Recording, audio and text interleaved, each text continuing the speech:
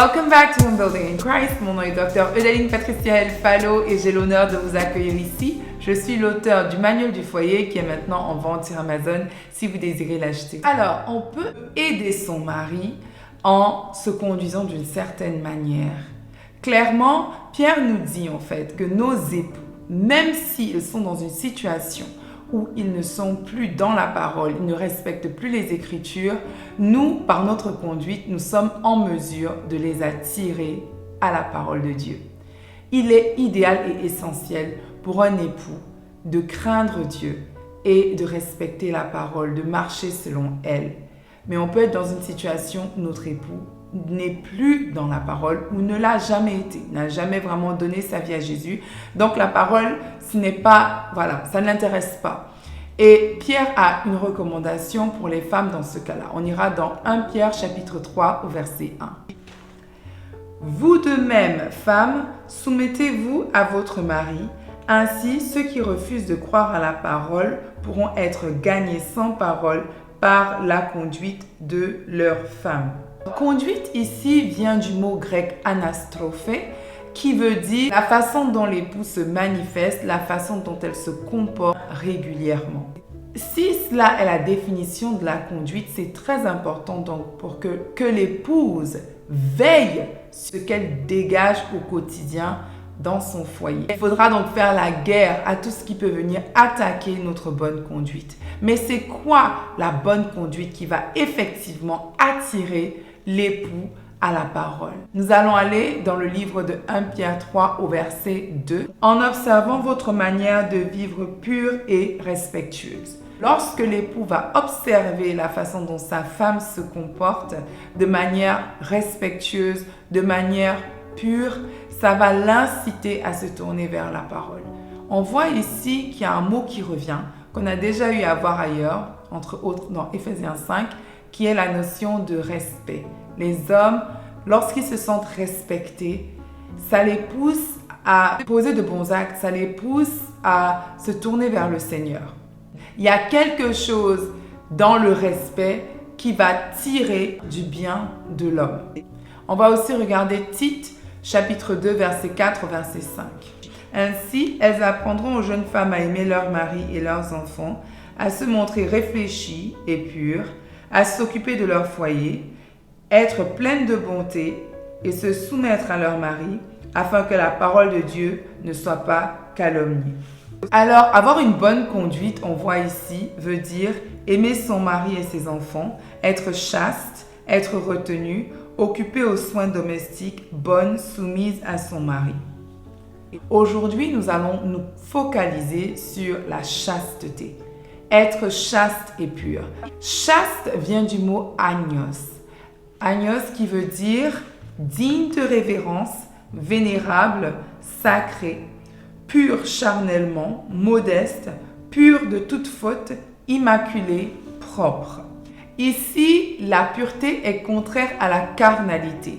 Galates 5, 19 à 21 suggère que la carnalité renvoie à l'immoralité sexuelle, l'adultère, l'impureté, la débauche, l'idolâtrie, la magie, les haines, les querelles, les jalousies, les colères, les rivalités, les divisions, les sectes, l'envie, les meurtres, l'ivrognerie, les excès de table et choses semblables. Toutes ces choses qui font partie de la carnalité et bien d'autres d'ailleurs, sont des choses en fait que lorsque l'épouse pratique, elle se comporte en épouse charnelle. C'est important donc de faire la guerre à ces choses-là. Nous ne pouvons pas arriver à résister à notre côté charnel sans l'aide du Saint-Esprit. C'est pour ça que c'est important de donner sa vie à Jésus. Parce que c'est Christ en nous, l'Esprit de Dieu en nous, qui nous aidera à résister à la tentation de manifester tous ces comportements charnels. Peut-être que pour toi, épouse, tu n'es pas tentée par l'immoralité sexuelle et l'adultère, mais peut-être que tu es tentée de te mettre en colère régulièrement. Peut-être que toi, par contre, tu n'es pas tentée par la haine, le fait de haïr ton mari ou d'autres personnes, mais tu es très tentée par les excès de table. Chacune a des choses en elle qui vont constituer comme des vulnérabilités par rapport à sa chair. Et c'est important de réaliser que par nos propres forces, nous ne sommes pas capables de résister à ces penchants charnels-là. C'est par la puissance du Saint-Esprit que nous pouvons dire non à cette carnalité. Et lorsque nous conduisons effectivement bien, c'est là que notre époux est impacté. Les querelles, c'est un autre domaine qui est très sensible en fait quand il s'agit de la carnalité. Dans le foyer, il y a tellement de différences. La parole de Dieu dit que la femme et l'homme deviennent une seule chair. Vous pouvez imaginer tout ce que cela comporte. Ça veut dire que vous étiez deux entités et vous allez travailler à devenir une entité. Ça ne veut pas dire qu'on n'a plus de personnalité, c'est sûr, mais dans un sens, il faut travailler à devenir un. Que ce soit par rapport à l'extérieur, même lorsqu'on élève ses enfants, ils doivent avoir cette perception que, voilà, papa et maman font un. Alors, travailler à devenir un, ce n'est pas facile. C'est des différences qui se rencontrent. Donc, forcément, il y a des conflits. Quand je dis conflit, entendez bien, ce n'est pas pour dire qu'on se bat, qu'on s'engueule ou quoi que ce soit. Conflit en termes de différence d'opinion, différence de positionnement. Et là, c'est important de réaliser que c'est très facile d'entrer dans les querelles lorsqu'on est différent. La parole invite la femme qui aimerait se comporter selon Tite 2 à éviter les querelles, éviter d'aller en clash avec son mari, éviter de lui tenir tête. Il y a des façons d'être en désagrément, il y a des façons d'exprimer qu'on n'est pas du même avis. Il y a un temps pour cela, il faut se laisser conduire par l'esprit. Sinon, à force de cultiver une attitude querelleuse, il y a des conséquences à cela. Nous allons voir ce que le livre de Proverbes nous dit, par exemple, concernant les attitudes querelleuses. Proverbe 21, verset 9 nous dit « Mieux vaut habiter à l'angle d'un toit que faire maison commune avec une femme querelleuse. » C'est pour dire que pour un homme, pour un époux, c'est désagréable d'être en cohabitation avec une femme qui cherche des querelles, qui est toujours en train d'envoyer des piques. Et ça, c'est même si la femme a raison. En étant querelleuse, tout ce qu'on va faire, c'est le pousser à fuir. Alors que ce que nous désirons faire, c'est le gagner à la parole, mes sœurs. Il y a des manières de se comporter pour gagner son époux. Pour celles qui ont eu à regarder l'épisode sur Esther, comme il avait été mentionné, le mari d'Esther, qui est Xerxès, était un homme de comportement très très difficile. Mais Esther a su comment l'amadouer, comment le disposer à écouter ce qu'elle avait à dire. Et le Seigneur nous invite à avoir des attitudes plutôt tempérées et posées au lieu d'avoir des attitudes querelleuses pour gagner nos époux à la parole. Donc être une femme chaste, c'est aussi être une femme modeste. Dans modeste, on pense à modérer. Savoir modérer ses passions, ses émotions, ses pulsions.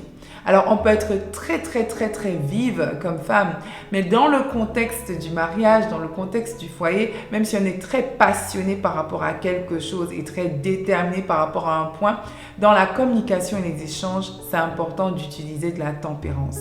Parce que si notre époux est d'un autre avis que le nôtre, en étant trop passionné et trop emporté, on peut effectivement rentrer dans la querelle. C'est important donc d'être une femme modeste, entre autres modérée. La modestie vient aussi dans tout ce qui est la façon dont on s'habille, la façon dont on s'exprime, la façon dont on agit. Savoir appliquer de la modération en toutes choses fait partie des critères pour une bonne conduite pour la femme. Nous sommes arrivés au terme de cet épisode. Aujourd'hui, nous avons parlé de la chasteté comme faisant partie de la conduite à tenir pour impacter son époux et l'attirer à la parole. Et la prochaine fois, nous parlerons du soin de l'intérieur. Je vous dis à une très prochaine fois sur Home Building Christ. Ciao, ciao!